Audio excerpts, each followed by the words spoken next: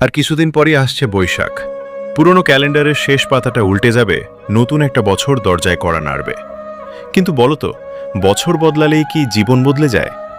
না, জীবন বদলায় তখনই যখন তুমি বদলানোর সিদ্ধান্ত নাও। বৈশাখ মানেই শুধু পান্তা ইলিশ না, বৈশাখ মানেই শুধু মেলা না, বৈশাখ মানে একটা সুযোগ। পুরনো কষ্টগুলো মুছে ফেলার সুযোগ, ব্যর্থতার ধুলো ঝেড়ে দাঁড়ানোর সুযোগ।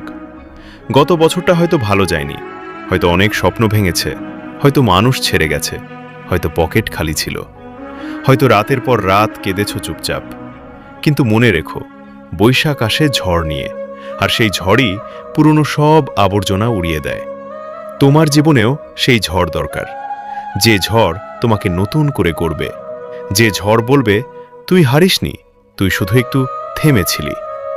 এই বৈশাখে একটা সিদ্ধান্ত নাও, আর পিছনে তাকাবে না। যারা তোমাকে অবহেলা করেছে তাদের প্রমাণ দাও নীরবে। যারা বলেছে তুমি পারবে না, তাদের ভুল প্রমাণমান করো কাজে।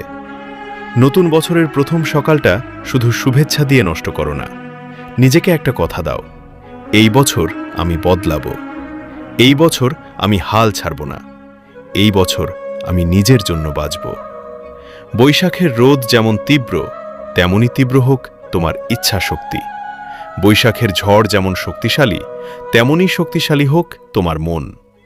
মনে রেখো, নতুন বছর মানে নতুন ক্যালেন্ডার না, নতুন বছর মানে নতুন তুমি। যে তুমি আর কাঁদবে না, যে তুমি আর হার মানবে না, যে তুমি নিজের স্বপ্নের জন্য লড়বে।